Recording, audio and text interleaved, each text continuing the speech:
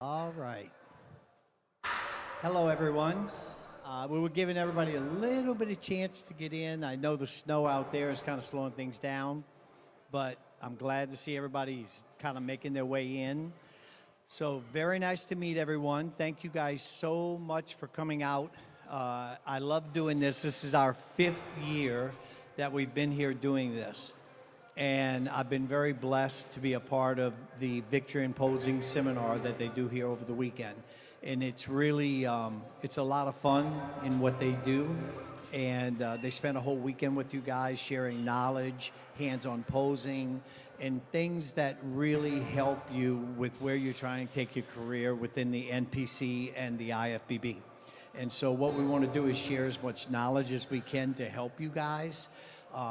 What I do with my seminar this evening is kind of share my thoughts on, I started in the sport in 1982, which was like shortly after the Civil War, I think, with my first contest.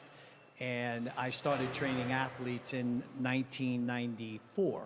So I've been doing this for 30 years. And I've compiled knowledge both from a scientific and scholastic, and also from practical. And I've done that over the course of these 30 years. Why I enjoy doing this, and a lot of people don't know my background. My background does have medical in it, in that my certifications and what I do comes from the American College of Sports Medicine, and clients that I've worked with were physicians, team physicians for the Chargers, and orthopedic surgeons, because I always wanted to understand and know that aspect of it in what we do also with training. So I like to bring that component into what I do with my nutrition and my training. And so why I enjoy doing these seminars is because it lets me expound a little bit more on the reasoning behind why I do what I do, whether that's the scientific data that I bring in or the practicality of what I've learned and how I've implemented things over the course of the year. What I did this year is I made sure that I brought my notes, because this little brain has a whole lot of crap stuck in it over 30 years. And my spectrum can go way out when I start talking. And so this will keep me reined in, so I stay a little bit more on to point in what I'm trying to explain, so I can get as much to you guys as I can. Vanya is here, and she's on her way over right now. And Vanya will be doing the back half of the seminar, which is the stage part, which is hair, makeup, suits. And Vanya and Kia will also be going over posing.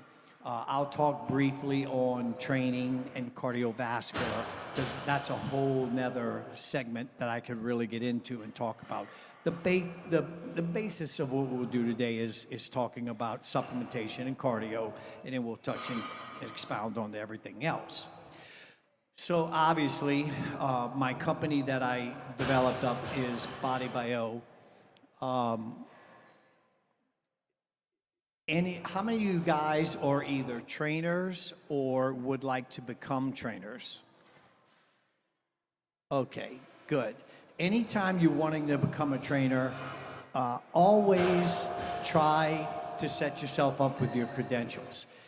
If not for anything else, you're going to want to have some sort of a background, so that when people come to you, they have something that they know will legitimize what your background information, knowledge is, so that when you're speaking to them, it's kind of that glue that they know, okay, you've got structural training on top of what you have learned over the course of years. So mine is a little bit more varied in all the little different things I've done, but try to build, obviously, the more resume you can build, the more effective you can become with your clientele base. This is just some of my champions over the years. Obviously, I've had 7 Olympia champions, 2 Masters Olympia champions, 13 Arnold's champions, and 220 pro wins. I lost count of pro cards and all that stuff years and years ago. And now at this point in my career, honestly, it's more about journeys than it is about anything else. Now it's about helping each client that I can work with achieve their goal. It doesn't matter to me what that goal is, but I've kind of evolved through the course of my career that now I'm at a place where I just want to help people be the best that they can be, whatever that goal is. And if titles come, they come, and if not, that's okay, because I'm in that place now where I just want to help each and every athlete or each and every person I work with get to their highest level of what they can be. The NPC and the IFBB has been my home for years since I started. I can't thank the Manion family enough for everything that they have done to provide me with a platform to be able to do what I do, and for us to be able to show what we can do as far as where we put our work and where we show what we've been able to accomplish over the years. So I've been very blessed to be a part of this organization. And again, I can't thank them enough for, especially Mr. Jim Manion, because I've been around him and his son JM for the longest time. So they have been very, very good to me. Some of my pro athletes, and just going over as we go through, you'll see each of the different categories obviously has different types of degrees of conditioning and degrees of muscularity. And obviously, this changes year to year. And every single year, protocol is going to change. It's just the migration of the industry. So these are some of the current athletes that I have worked with. Obviously, Laura Lee Chapados, Vanya, Lacey, Jessica Wilson, Hope. And these are obviously, you see all these different top-end bikinis, all different shapes and sizes. Everything within the industry, and I have seen the migration, because when I first came in, all they had was women's bodybuilding, men's bodybuilding, and couples. That's it. And then in one category came after the other. So fitness came in, then figure came in, then bikini came in. Everything migrates up. I've never seen anything migrate down. And so no matter what category you're in, 99% of the time, things migrate up. And so you have to sit, watch, compare, and study to understand where protocol is, and understand that, okay, you have this upper end level, and that's where that protocol is, but you have to stay in your lanes, whether that's local or whether that's national. And don't try to compare yourself to a pro level until you get to that pro level. So then that way you don't put the cart before the horse and start to feel like you let yourself down because you can't reach that level yet. It takes time to reach that level. So you want to give yourself that time to grow. I've also trained pro figure athletes. I've had pro wellness with Urishna and Angela Borges, and I currently have Alexis. I've had pro fitness all the way back to Kelly Ryan and Monica Brandt. I've had pro men's physique. I've had pro classic men's physique, Olympians, top Olympians. And now, of course, we have the fit model division, and I have 4 pro fit model that are in Japan coming up at the end of this month. And again, pro fit model now is that next level down where it starts at the smaller structure, but it's already starting to grow just a little bit from where it started. So you have all these different levels, and you need to find your place where you fit, whether you want to grow into a level or whether you want to stay down at a level, depending upon the degree of muscularity that you choose to want to carry, or what you feel like fits your goals best, and stay where you feel is where you're going to operate best, so that you can be happy and enjoy yourself. Going into the nutrition categories now, we're going to talk about what a calorie is, your metabolic meter, what happens when calories get too low, your meal frequency, your balanced body, and your thyroid function. Basically, everything starts with a calorie. Okay, so that's the fuel for your body. And not all calories are created equal. And prefacing this by saying there's not a right or wrong way. You just have different ways of running your system and different ways of how you do things. I'm not a fan of if it fits your macros because of this, because not all calories are created equal. The calories or the fats you get from cheese is not equal to or equivalent to the quality of the fats you get from salmon or avocado. So depending upon the type of calorie you're putting in your body will either efficiently burn it or not efficiently burn it, depending upon the quality of the calorie. So if you kind of equate it like gas, if you put 89 rather than 91, then you have a different quality of gas going in your car. Same thing with your body. You have a different quality of fuel going in your body. So we want to always, in order to get the highest amount of calories, because that's the goal, guys. The goal is to be able to get the most amount of calories in your diet so that your diet can protect and preserve your quality lean muscle, give you the most energy, and not spill over into excess body fat. And the way you're going to be able to do that is by having the highest quality calorie that you can get into your system. So high quality calories, more calories you'll be able to have. Low quality calories, the less quality calories you're going to be able to have. And then that's going to end up sacrificing quality muscle. So you're going to want to be careful when you have your quality, your calories, you're going to want to make them have high quality. Second thing, the density of the calorie. So protein burns off 4 calories, carbohydrates 4, fats 9.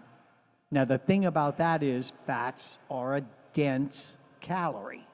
So again, when you put fats in your diet, you want a high quality fat so that your body can burn that calorie off.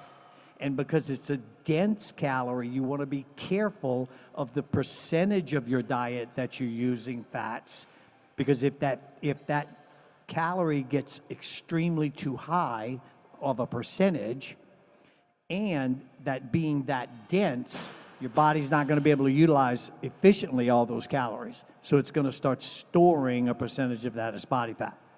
So the utilization is going to go down, and the efficiency ratio is going to go down.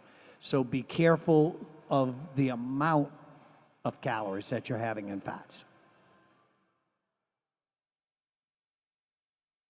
Your metabolism, and this is one I have a lot of fun with my clients too, because a lot of times my clients will come in and they'll go, well, I heard that in order to put on quality muscle, for a person my height and a person my weight and my age, I should be eating 2,500 calories a day. That's what I should be having. The only problem with that factor is, what's your core metabolic rate? What's your basal metabolic rate? Because not all core metabolic rates are the same. And knowing your core metabolic rate is extremely important. We all want to be road runners, believe me. We all want to have fast metabolisms, because then obviously the amount of calories we can eat goes up, and the amount of satiation we have, obviously we're satiated all the time. The only problem with that, most of us are turtles. Or if you're like me, it's like I'm a Volkswagen and Ferraris are flying by me all the damn time. So it's understanding and knowing where your core metabolic rate is so that you understand and know, hey, my basal metabolic line is not 2,700 calories a day. If I eat 25 or 2,700, my body's going to store a third of those calories as body fat. And I have to be honest with myself because that's just where my core metabolic rate is. So it's understanding where your basal metabolic rate is and understanding where that line is, and then you can either plus or minus 500 or 600 calories depending upon if you're trying to add quality muscle or you're trying to reduce body fat. But too many times we kind of all either A, don't want to focus on where our metabolism's at, or we just don't want to believe that we have a slow metabolism. But, you know, trusting it and being honest with it, it's the best thing for you, because then you won't go into a problem of overeating for what your metabolism is. Now, there's a lot of things on the market now that are coming into play that are helping, such as peptides, you know, and whether that's, you know, SLUPP or that's things to help to speed the metabolism up. These are things that are now being brought in to help speed up core metabolic rates. Some people use fat burners, you know, whether it's herbal fat burners or whatever they're doing. Those will artificially speed up your core, but it is not your core metabolic rate. So you have to be careful because those will affect your adrenal glands. And you got to be careful to keep your adrenal glands healthy, because if you get adrenal fatigue, then that's going to flatline you. That will shut everything down. So if you're using things to help speed your metabolism up, then be aware that there's a line of demarcation there. And if you go over that line, then things will start to spill over.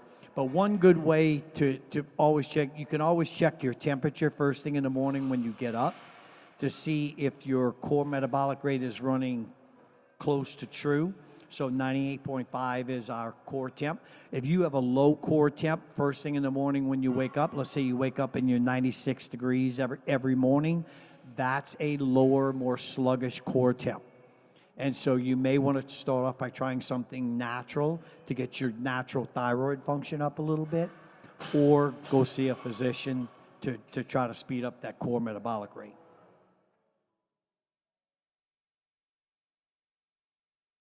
Now, the metabolic rate, it basically depends on how you have your calories set up and making sure that you do not drop your calories too low. Too many times I see athletes put on calorie structures that are 800 calories or lower. And if you equate your metabolism to a fire, if you put wood in a fire, the fire is going to burn. If you don't put any wood in a fire, it's going to go out. And your metabolism is the same way. If you don't feed it, it's going to go out. If you put wet wood in a fire, it's not going to burn. If you put bad food in a body, it's going to get a sluggish metabolism. So dropping those calories below that 900 to 800 threshold, you are going to trigger starvation. And once you trigger starvation, now your body goes into a hoarding pattern. And then it tends to want to hold on to whatever you give it. So it will take and hold that next meal, probably 40 to 60% of it, because it knows that it's going to need it to protect its internal organs and its lean muscle tissue. That's the way the body is set up to preserve itself and protect itself. So dropping those calories too low, be very, very, very careful, because you will shut your whole system down off that starvation trigger. And you don't want your system to get into that kind of a rhythm.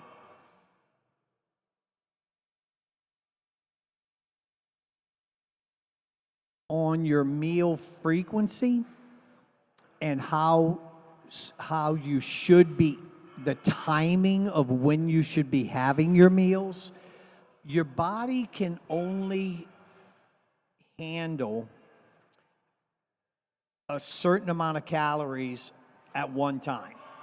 So in other words, it can really only handle for women about 5 to 500, maybe 600 calories at a meal for an average female athlete.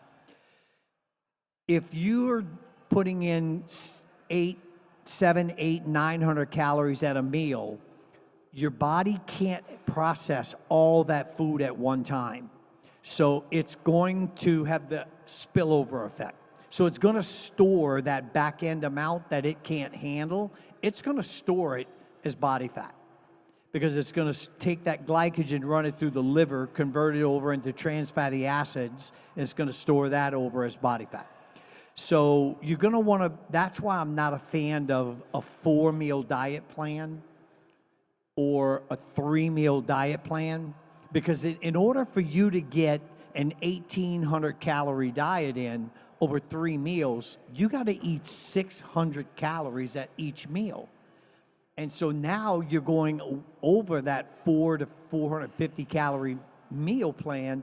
Now your body, yes, you're going to hit your total, but your body's going to end up storing a portion of that as body fat because it can't process all those calories at one time.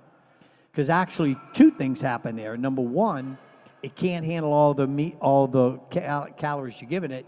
Number 2, anytime you go over 5 hours without eating food, again, you trigger starvation and your body goes into hoarding. And so once again, now you have 2 things that are trying to trigger hoarding at the same time. So overeating and going too long without food. So both of these things affect the efficiency of how your calories are being burned. So everything is about the quality and efficiency that you get your body to utilize its calories. So small, frequent meals spaced out about every 3 to 3.5 hours, your body can utilize those calories, burn them up, and then it's going to release that for energy because your body knows you're going to feed it again, because bodies are smart. It knows how you feed it, and that's why you get hungry at certain times. You get hungry because your body knows exactly when you feed it. It gets used to the timing on a daily basis. So it knows you're going to be feeding it again. So when you feed it that same way, it starts looking for that food. So you start feeding that small, frequent meals, it lets that energy go because it knows, okay, she's going to be feeding me again in about 2 hours. So yeah, let that food go for energy. So those small, frequent meals, that's that fire burning. So again, we're putting that good wood in that fire every 3 to 3.5 hours. Good wood, good wood. Metabolism burns faster and faster and faster. So that's why sometimes when you get to the back end of preps and you're lean and you keep feeding your body and you can't gain weight and everything's going faster and you're burning hotter, that's why. Because that metabolism is speeding up because you're feeding it literally every 2.5 hours. So very, very important to make sure small, frequent meals about every 3 to 3.5 hours. And then that way you keep that metabolism moving.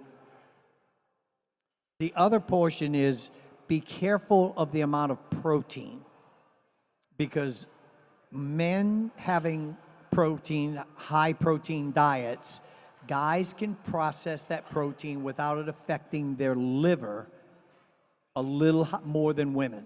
Women should stay between 1 gram and 1.25 grams. In some cases, maybe 1.5 grams. That's about as high as I like to go before you start seeing elevated liver levels. So, and that's why you have to be careful. Guys can go 1.5 grams to 2. And then you start to see elevated liver levels. So be very careful about high protein diets. And it's okay to have it, and protein is needed because that's the Calvary. Be careful about getting it up so high because it's hard for your body to process all that without it affecting your liver.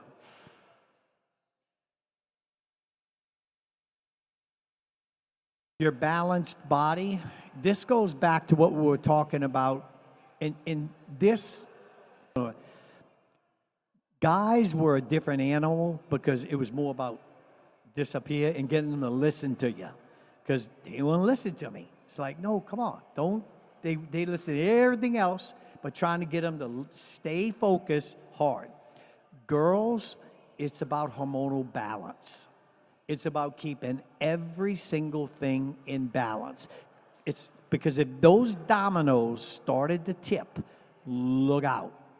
So that first domino fell, so the domino of the hormone, whether it was your hormone going out, thyroid going out, whatever, the dominoes start to fall, bloop, bloop, bloop, bloop, bloop, bloop, bloop. It starts affecting everything all the way down the line. So keeping the thyroid, keeping the adrenals, keeping your hormones in balance, your fats being healthy, all those things have to be in line one to the other, because if that hormonal balance gets out, I promise you it's the bear that will bite you for prep every single time, because it's the hardest thing to get back into balance, and it's the hardest thing for you to fight to keep in balance. If hormones are in balance and everything is stabilized, you will have the easiest prep ever. Your environment plays a huge role in that. And the unspoken factor that's not in, it's in very, very few nutrition books, is stress. Stress will beat you up, I promise, more than anything else. Because stress will jack up those hormones. It spikes that cortisol, which spikes estrogen, and now there goes the dominoes. And that's where you have to be careful. So you guys are very, very complicated. And keeping that balance, that's the little animal that makes things a lot more challenging. I liked it because I got the whole process of it, and I got what to do and how to balance things out. But it's one of those things you deal with patience. And you look at things and you have to break it down to its common denominators and find out, okay, let's go back, let's figure out what that issue is, and then let's fix it and come back forward. So be very careful. Always try to keep everything you do in balance and try not to let anything get out of balance. Looking into your proteins, these are all some of your building blocks of proteins and what we'll go through, as well as carbohydrates. On your proteins, your basic, most important thing about proteins, your amino acids, because you have two types of proteins. On your proteins, you're going to end up having your essential and your non-essential. Now, your essential proteins are the proteins that your body cannot reproduce. So those need to be put into your system. Your non-essential can be reproduced by food. You can break it down and your body can put that into your system, the non-essential. So that's where amino acids come into play. And what's known as a complete protein are proteins that have all essential amino acids. All 21 of them, I think it is now. So it contains all. Do we have any vegans here? Yeah, I knew Chrissy raised her hand. That's where vegans and vegetarians, that's where their challenges can come from if they're not using good supplementation like protein powders and things like that. Because soy and things that are supplemental in the vegan diets are not complete protein, like legumes. Those don't have complete protein breakdowns in them. So you want to make sure that you try to stay within your complete proteins, stay away from your incomplete proteins, because A, they're going to be usually higher in starches, and B, they're going to be incomplete in those amino acid profiles. The other thing about protein, sometimes we want to lower protein down just a little bit. Be careful with, sometimes whey proteins, you have to be careful because whey proteins, they're pre-digested. So if you ever notice you take whey protein and it goes through your system and you get bloating down through the low intestines, it's because they're pre-digested, they go through your system extremely quickly. Bloop, drop right into the lower intestine, bloop, you feel like you get bloating. It's because they drop through too fast. So sometimes it's good to add something to it, like flaxseed, something to slow that digestibility down. It's why casein can tend to be a good protein to use sometimes, because casein will slow down the digestibility of that protein. And so be careful when you're taking your wheys. Mix it with something to slow that digestibility down. You could put it in your hot cereal. Anything that slows it down so your body can process it better. But protein, you don't want to get it too low because it is the calorie. And that's what becomes important about branched chain amino acid. So anytime you train and you work out hard, you're shaving a layer off the top layer of that muscle. That's your fascia. And it's the calorie, the protein, that comes in and heals it. And when it heals it, it doesn't heal it back at its same size. It heals it back just a tad bigger. And that's lean muscle tissue growth. So not having the proper quantity of protein, what ends up happening is you get muscle tear down, but you're not getting the recovery. And same thing with overtraining. If you're training a body part 2 or 3, I've heard clients tell me, oh yeah, I used to train shoulders 3 times a week. Well, if you're training a body part 3 times a week, it does not have time to recover. So you're tearing it down, tearing it down, tearing it down. When does it have time to recover? And it doesn't matter, there's no way you're going to get enough protein in there to have that recovery going. So you want to be careful, make sure you have enough of your quality protein for recovery. Make sure you're not overtraining so that you have time for recovery. On carbohydrates, basically we have 2 types, simple and complex.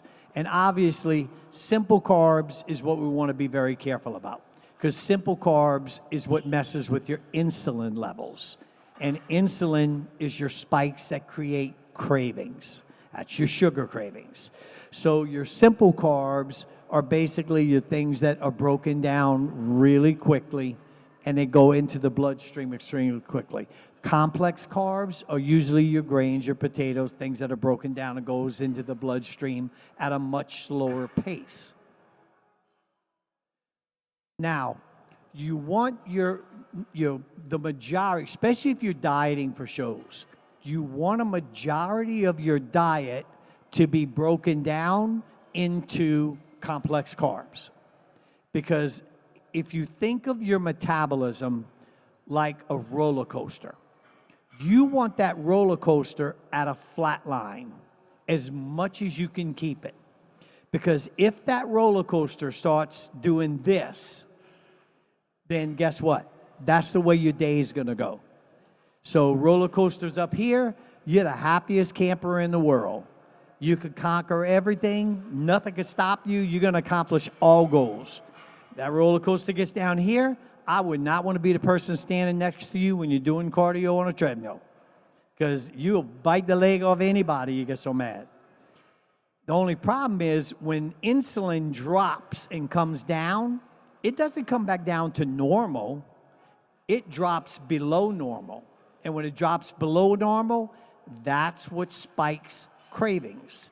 So that's when we start looking for the chocolate or the sugars, or we end up on our back on the floor because we had insulin dump, and bloop, we passed out and we laid out.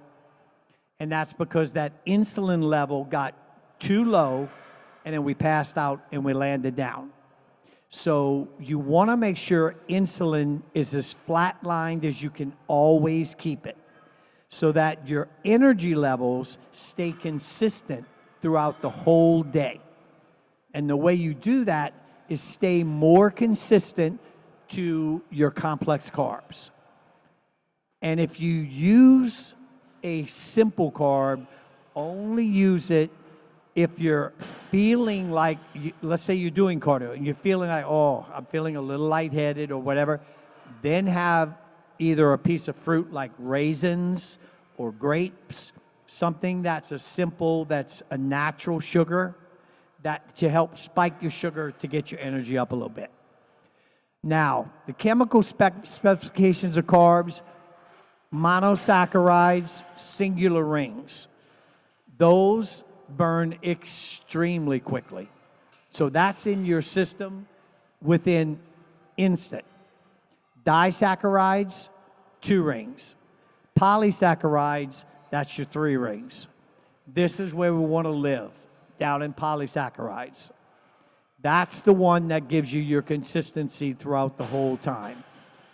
Monosaccharides, that's what we want to stay out of, because that's the one that will give you insulin spikes.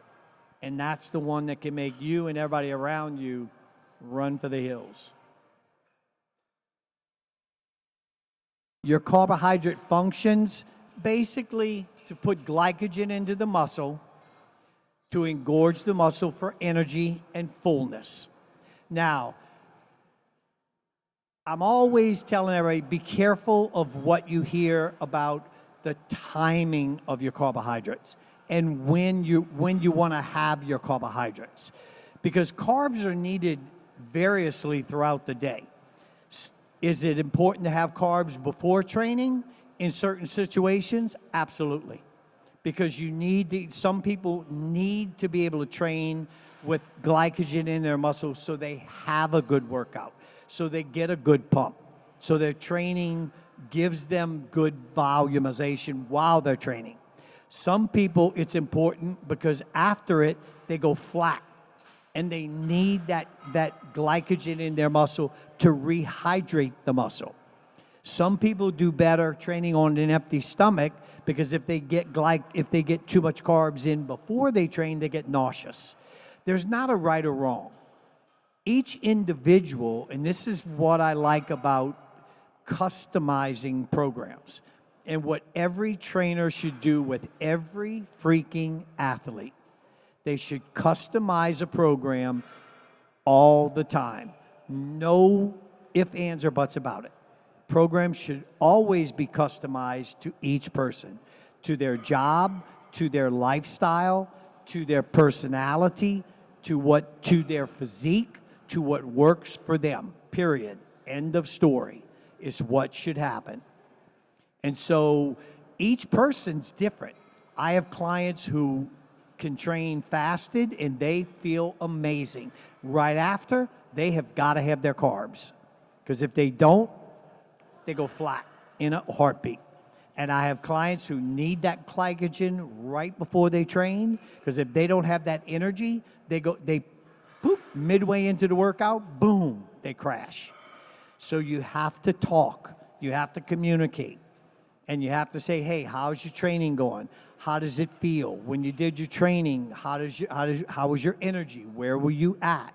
So that way you can customize things and put the glycogen. Now, typically, if I'm talking on a typical, most of the time, most people are more active through those first 4 meals of the day. So usually glycogen runs in that family frame. Then those last 2 meals, those tend to be where things slow down during the day. Very seldom do I use carbs on my last meal, because I usually do 5 or 6 meals on most point. That last meal, I tend to use more protein and fats. Fats hold my clients better while they're sleeping, and they tend not to be they tend to be more sedentary around that bedtime time frame. So I don't use a lot of carbs there. They're not doing a lot. And I want them to have the fats so it holds them better while they're sleeping through the night so they don't wake up hungry. But where you put those carbs, place them where it fits best in your regime, and how it fits best in there during the day so that you get the best utilization out of that glycogen so that your body can use that glycogen up and not because whatever you don't use, again, will go through the liver and will get stored as body fat.